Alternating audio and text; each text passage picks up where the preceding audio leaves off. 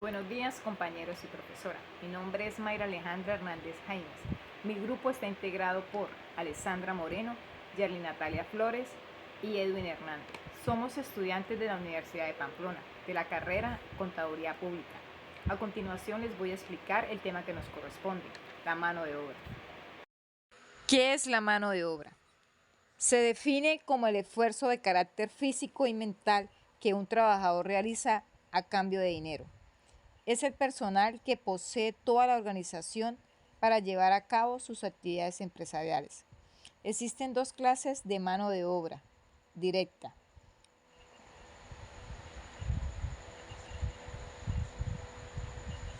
Son todos los trabajadores que directamente realizan la transformación de insumos y materias primas para convertirlas en bienes y servicios. Debemos considerar que aunque fuera una empresa mecanizada, sin la mano de obra directa no se podría realizar el proceso transformativo de la producción. Mano de obra indirecta. Son todos los trabajadores que dan apoyo o realizan tareas de dirección en la actividad productiva, pero no participan directamente en el proceso de producción de bienes y servicios. Sus tareas pueden ser administrativas, directivas y de gestión comercial. Existen también clases de mano de obra por nivel de capacitación. Mano de obra cualificada. Es la mano de obra que posee ciertas habilidades de tipo profesional o técnico que son requisitos indispensables para realizar sus tareas dentro del proceso productivo. Estos trabajadores realizan tareas muy especializadas, por lo que es ineludible que poseen ciertos años de educación formal, plenamente certificados para desempeñarse en los puestos que se le han asignado. El pago de estos trabajadores especializados es más alto porque esta mano de obra es más escasa, mas sin embargo por sus conocimientos y habilidades pueden aportar mejor e innovaciones al proceso de productividad y esto le puede representar una ventaja comparativa para la empresa. Mano de obra no cualificada. Son las personas que no necesitan tener habilidades técnicas o profesionales para desempeñar una labor. Es la mano de obra más abundante dentro de un mercado y por esta razón su precio o el salario devengado en el mercado laboral es más bajo. Esta mano de obra no requiere tener una educación formal, pero se vuelve una parte muy importante para la empresa porque les permite realizar su proceso de producción a bajo costo. Los costos de mano de obra son el producto de prorratear el costo de mano de obra de la empresa en cada una de las fases del tareo. Los costos de mano de obra es el monto de todos los salarios pagados a los trabajadores, así como los beneficios de los empleados y los impuestos sobre la nómina cobrados por un empleador. Los costos se deslogan en costos directos e indirectos. Costo directo e indirecto de mano de obra. Si una empresa de fabricación de vidrio está planificando el precio de venta de las puertas de vidrio, los costos de mano de obra directa son aquellos gastos que se pueden atribuir directamente a la producción. La empresa paga a los trabajadores para operar maquinaria que corta el vidrio en piezas específicas para el montaje de puertas y esos gastos son costos directos. Por otro lado, la empresa cuenta con varios empleados que brindan seguridad a la fábrica y al almacén. Esos costos laborales son indirectos porque el costo no puede atribuirse a un acto específico de producción. Costo fijo y variable de mano de obra. Los costos laborales también se clasifican como costos fijos o variables. El costo de la mano de obra para hacer funcionar la maquinaria, por ejemplo, es un costo variable que varía con el nivel de producción de la empresa. Al aumentar o disminuir la producción, una empresa puede aumentar o reducir fácilmente el costo variable. Los costos fijos pueden incluir costos laborales fijos para contratos de servicio a largo plazo. Una empresa puede tener un contrato para realizar la reparación y el mantenimiento del equipo con un proveedor externo, por lo que se trata de un gasto fijo. ¿Cómo funciona el coste de mano de obra? Cuando un fabricante fija el precio de venta de un producto, la empresa tiene en cuenta los costos de mano de obra, materia prima y gastos generales. El precio de venta debe incluir el total de los costos incurridos. Si se omite algún coste en el cálculo del precio de venta, el importante del beneficio será inferior al previsto. Si la demanda de un producto disminuye o si la competencia obliga a la empresa a recortar los precios. Esta debe reducir el coste de la mano de obra para seguir siendo rentable. Para ello, la empresa puede reducir el número de empleados, recortar la producción, exigir mayores niveles de productividad, reducir otros factores que incidan en el coste de producción. Control del tiempo de la mano de obra. El control de los tiempos se establece en las empresas con el objeto de tener unas estadísticas sobre el control del horario laboral de los trabajadores de la empresa. El control de tiempo consiste en llevar un registro de las horas de trabajos o tiempo usado por los empleados. Esto pues permitiéndonos así generar un registro de acceso de los empleados como ya lo es la hora de entrada, la hora de salida, con lo que nos facilita así la gestión de las nóminas gracias a este control. ¿Cómo utilizar el control del tiempo para mejorar la productividad de la empresa? Podemos optimizar el tiempo de los trabajadores. Esta es una de las principales prioridades de las empresas. Y es que con esto podemos tener dos objetivos. Uno de ellos es controlar los costes de la empresa y por otro lado aumentar la productividad sin necesidad de recurrir a nuevas contrataciones o a horas extras. Para poder conseguirlo, es necesario poner especialmente atención en cosas como una buena programación del trabajo, control sobre el descanso de los trabajadores, un estudio del rendimiento obtenido en función del trabajo realizado o poder identificar los principales puntos de pérdida de tiempo. En el control del tiempo, la planificación de las tareas es una de las partes esenciales, ya que al establecer un tiempo para fijar de manera clara cuáles son las tareas y las funciones que se deben ejecutar, nos permiten así no tener pérdida en el tiempo laboral. Así de esta forma podemos aumentar la productividad y la eficiencia. ¿Qué es una nómina? ¿Qué significa exactamente? ¿Qué implica este documento? Una nómina, en líneas generales, es un documento legal que los empleados reciben por parte de la empresa para la que trabajan y en la que se detalla el salario que reciben, tanto el bruto como el neto, así como los descuentos recibidos correspondientes al pago de la seguridad social. ¿Cómo calcular la liquidación de la nómina? Para la liquidación de la nómina se deben considerar algunos conceptos que pueden variar según el empleado. En la nómina, el trabajador puede devengar también horas extra, recargos por trabajo, nocturno, en llegado caso dominical o festivos. Además, se deben liquidar prestaciones sociales, aportes a la salud social, descuentos, etc. Se tienen que liquidar y sumar todos los conceptos para determinar el total de lo que ganó el trabajador en el periodo. A partir de esto se calculan los otros conceptos, como lo es la seguridad social, aportes a salud o aportes a la pensión. Acá podemos ver los porcentajes de la nómina para el 2023. Hola, mi nombre es Edwin Hernández, soy integrante del Grupo 4 y vengo a exponerles sobre la asignación de los costos de la nómina y su registro. Bueno, primeramente para empezar a hablar del tema, debemos entender que la nómina, como ya explicó mi compañera, es un complejo de parágrafos que dan sentido a la relación entre empleado y empleador. Entonces, primeramente para empezar esta relación debemos tener un contrato de trabajo, ¿sí? Y de eso es de lo primero que les vengo a hablar, pues se definen en el contrato de trabajo las condiciones, tanto salariales como laborales del trabajador, y estas se van regulando de acuerdo al Código Sustantivo de Trabajo, que da las indicaciones y las pautas para que no haya ningún atropello hacia ninguna de las partes. Entonces de aquí mismo entendemos que una persona natural o jurídica es la que devenga su servicio a una empresa, un empleador individual, y este a su vez remunera el esfuerzo del trabajador con una compensación monetaria. Esto anteriormente explicado está constituido en el artículo 22 del Código Sustantivo del Trabajo. Listo, explicamos que se le ha de cancelar al empleado un valor devengado, que eso es lo que vamos a explicar.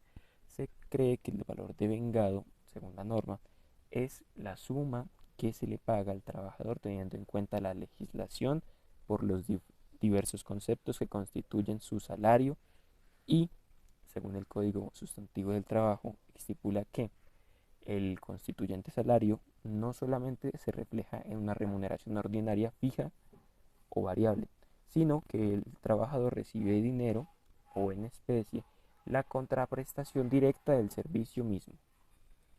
Pero a su vez entendemos que,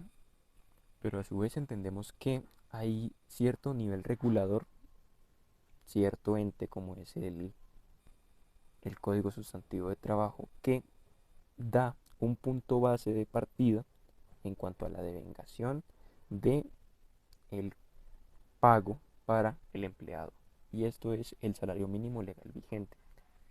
Entonces, entendemos que este es el que tiene derecho todo trabajador ante sus necesidades normales y las de su familia, de orden moral, cultural y material. Se entiende que este salario mínimo legal vigente se devenga de un mínimo estipulado de 30 días, independiente de si el mes tiene 28, 29, 30 o 31 días. 31 días. Ese es el salario mínimo. El salario básico es otro concepto que también habla de la remuneración pactada entre el empleado y el empleador en el contrato laboral.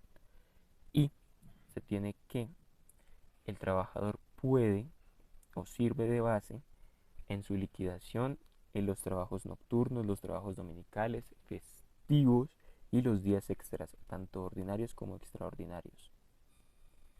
También dentro del Código Sustantivo del Trabajo se devenga que la jornada máxima laboral en el país son 48 horas semanales y 8 horas diarias, excepto en algunas excepciones, y esas excepciones están constituidas en el artículo 158 al 161 del Código Sustantivo del Trabajo.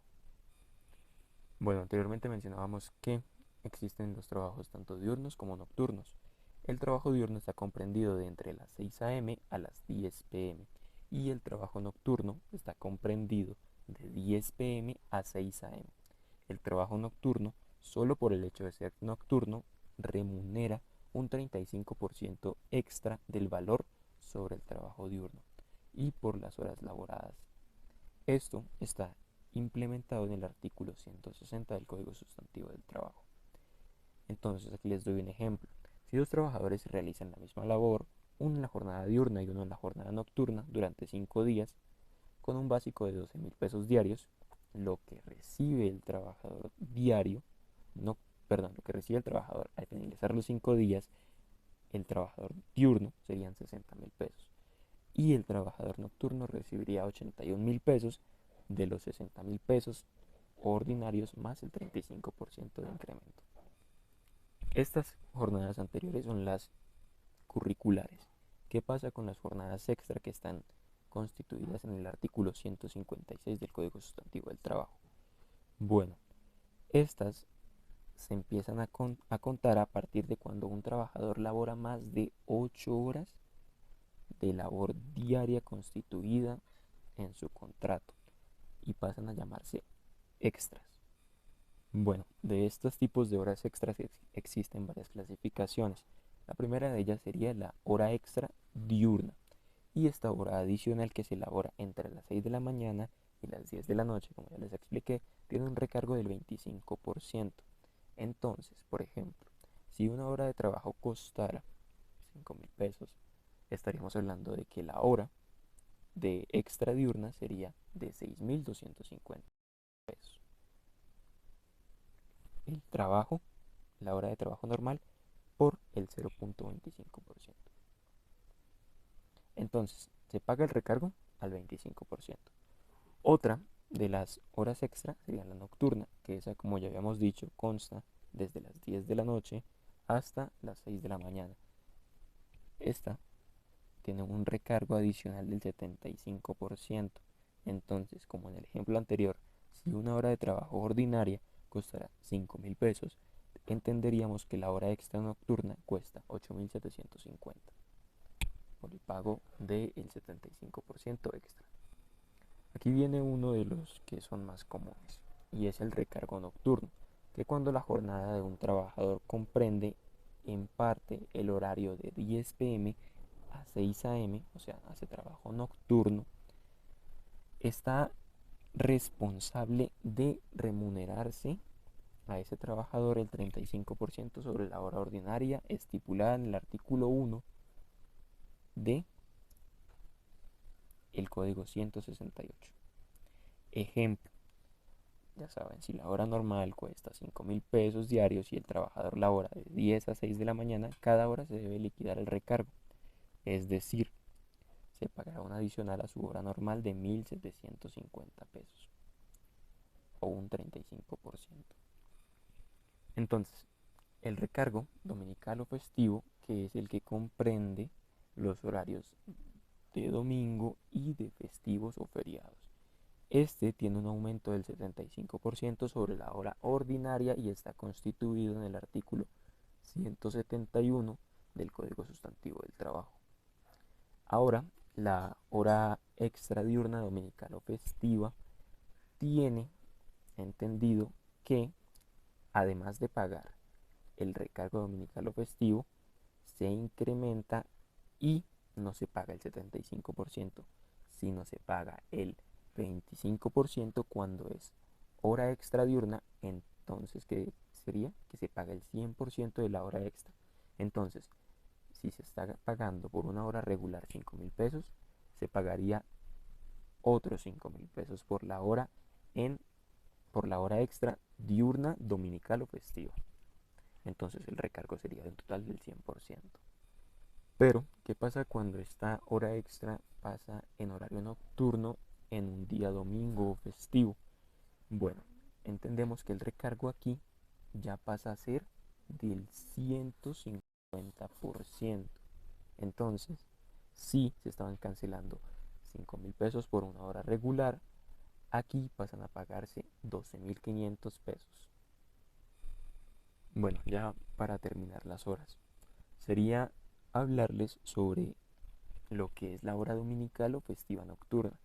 Y esta es que si el trabajador trabaja un domingo o un festivo en las noches, es decir, después de las 10 de la noche, el recargo es del 110%, que está compuesto del recargo dominical, que es el 75%, más el recargo nocturno, que son 35%, convirtiendo así una hora regular de 5.000 pesos en una hora dominical o festiva nocturna de 10.500 pesos. Dentro de los pagos que se hacen efectivos por trabajo adicional, encontramos también algo que se llaman comisiones. Y usualmente es cuando el empleador contrata vendedores con un salario básico y un porcentaje sobre ventas que se determina a comisión.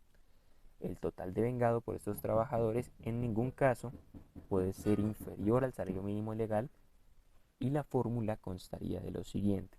Entonces, comisión es igual al valor de ventas por el porcentaje sobre las ventas. Les doy un ejemplo. Bueno, en un mes un trabajador vende mercancías por, no sé, 1.230.450 y la comisión pactada es de un 2%. Entonces multiplicamos el valor anterior de 1.230.450 pesos por el 2%, dando un total de 24.609 pesos. Sería la comisión total de este trabajador por las ventas ingresadas en el mes. Bueno, cuando se hace un contrato entre un empleador y un empleado, a veces se devengan también otro tipo de formas de salario, y esas pueden llegar a ser como cuáles: como sueldo, comisiones, bonificaciones ordinarias, primas permanentes, gastos de manutención para viajes y estos gastos que constituyen un aumento dentro del salario. Bueno, a continuación permítanme y les informo un poquito de ellos. Sería el auxilio de transporte, las deducciones, los aportes para la salud y el aporte a pensión más la retención en la fuente. Entonces, permítanme les explico brevemente cada uno de ellos. Bueno, primeramente, el auxilio de transporte. ¿A quién se le otorga? A un trabajador que devengue mensualmente hasta 2 salarios mínimos